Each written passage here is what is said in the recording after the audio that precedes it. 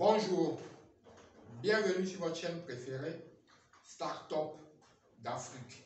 Si vous êtes un entrepreneur ou si vous souhaitez mettre sur pied une entreprise qui va établir ou redéfinir les règles sur son marché, dans son secteur ou dans son fonctionnement, et cela à l'échelle du continent, vous êtes au bon endroit. Lancez votre start-up en Afrique. C'est le moment. C'est le bon moment. Ok, avant de continuer, je veux vous inviter à aller vite liker cette vidéo pour qu'elle soit propulsée par l'algorithme de YouTube. Partagez-la également à quelqu'un qui s'intéresse au sujet.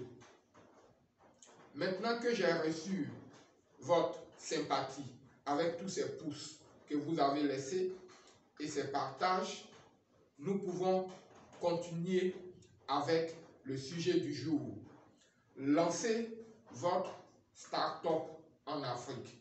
C'est le moment. Effectivement, le terreau est plus que fertile en Afrique pour lancer sa start-up. Nous n'allons pas revenir sur la définition d'une start-up. Pour en savoir plus sur les start-up, j'ai mis dans la barre de description le lien de notre vidéo qui parle du sujet. Maintenant, pourquoi le moment est plus que propice pour lancer sa start-up en Afrique? Eh bien, de nos jours, il y a plusieurs aspects de notre vie que la plupart des gens prennent comme allant de soi. Ce n'est pas toujours vrai.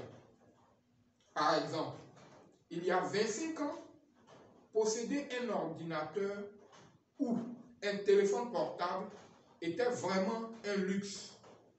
La possibilité de proposer des services à distance ou simplement de favoriser la communication entre des personnes géographiquement éloignées était exclusivement réservée à de grandes entreprises ou à des personnes fortunées.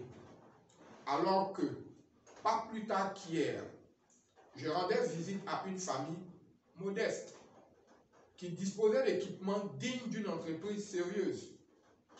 J'ai pu voir des ordinateurs puissants, des téléphones de dernière génération, une imprimante, un scanner, une caméra et toute une panoplie d'outils qui rendaient la prestation de certains services possible. Qu'est-ce qu'il faut comprendre par là? Eh bien, il faut comprendre que les outils qui, par le passé, permettaient aux grandes entreprises de réaliser des choses qui avaient l'air extraordinaires sont aujourd'hui à la portée de tous. Le game a donc migré vers l'usage que l'on fait de ces outils. C'est vrai que pour certains, posséder de tels outils signifie ouvrir un business center.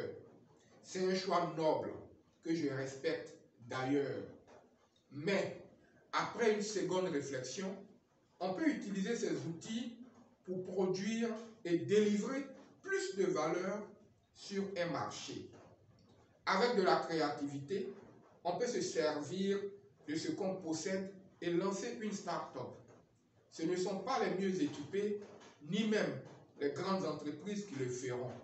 La preuve, ce n'est pas IBM, ce n'est pas Apple, ce n'est même pas Microsoft non plus qui a créé Facebook.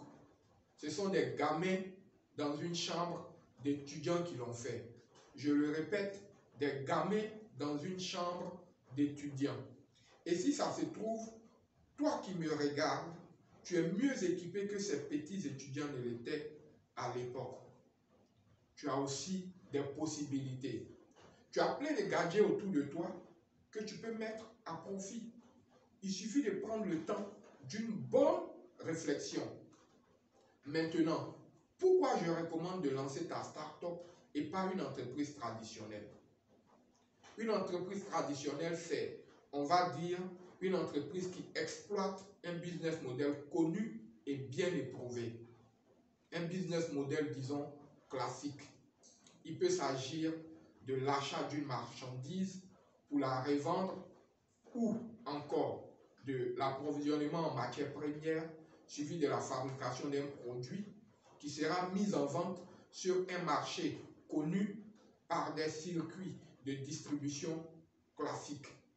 Encore une fois, ce sont des activités nobles que je respecte.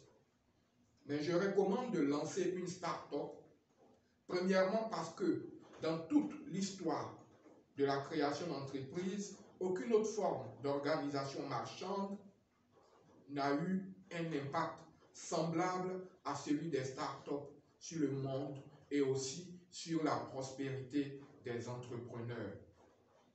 C'est vrai que si 10 start-up créées, 9 échouent.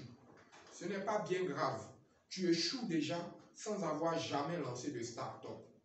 Ce sur quoi tu dois porter ton attention, ce sur quoi tu dois te focaliser, c'est sur les résultats et l'impact des start-up qui réussissent. Et là, l'impact est dans la plupart des cas grand. C'est cet impact qui nous réunit ici sur YouTube. C'est cet impact qui nous réunit aussi sur Facebook. Et vous savez quoi? La région située dans la partie sud de la baie de San Francisco, connue comme la Silicon Valley, est à elle seule plus prospère que plusieurs pays africains. Cette petite zone, plus prospère que tout un pays, c'est vraiment fort. Mais, entendons-nous bien, ce n'est pas une situation dont je me réjouis. L'idée que je veux faire passer ici, c'est l'impact que peuvent avoir des startups qui marchent sur le développement des pays africains. Et réfléchissons bien. Si Google, Apple, Airbnb, Uber, Twitter, Slack, Oracle, Facebook, Intel, eBay, si ces entreprises avaient toutes été créées dans un seul et même pays africain, pensez-vous qu'on pourrait encore qualifier ce pays de sous-développé? Réfléchissons bien. Réfléchissons bien. En second lieu, l'Afrique est une terre qui connaît plusieurs challenges que la technologie pourrait permettre de relever. Alors, trouvez un problème qui vous tient à cœur et pensez à une solution qui met en œuvre un business model innovant et vous pourrez apporter avec vos startups votre pierre au développement du continent. Vous pourrez gagner de l'argent. Et si cela vous intéresse aussi, vous pourrez même devenir célèbre. Il y a plusieurs problèmes en Afrique auxquels vous pouvez vous attaquer. Vous pouvez appliquer la technologie à la finance pour booster l'inclusion financière des masses défavorisées. Il y a également la vulgarisation des énergies renouvelables qui est un chantier intéressant, ainsi que des plateformes innovantes de mise en relation entre fournisseurs et consommateurs. Vous pouvez aussi penser à des solutions pour rendre la vie dans les villes africaines plus agréable, avec des solutions de transport, des solutions d'écoulement des denrées périssables, des solutions de restauration ou de divertissement, des éditeurs de jeux vidéo et pourquoi pas des applis de rencontres. Il y a plusieurs idées possibles pour lancer sa start-up et améliorer les choses en Afrique. Et la bonne nouvelle, c'est qu'aucune autre organisation marchande ne pourra le faire de façon aussi optimale qu'une start-up. Il y a de bons coups à jouer. Et on attend que des personnes motivées pour prendre le challenge et relever le défi. J'espère que d'ici la prochaine vidéo, des projets auront débuté. Je me tiens à la disposition de toutes les personnes qui veulent explorer des idées, de nouvelles idées. On s'est dit à la prochaine, mais n'oubliez pas de vous abonner à notre chaîne pour des contenus de plus en plus pertinents. On s'est dit à la prochaine.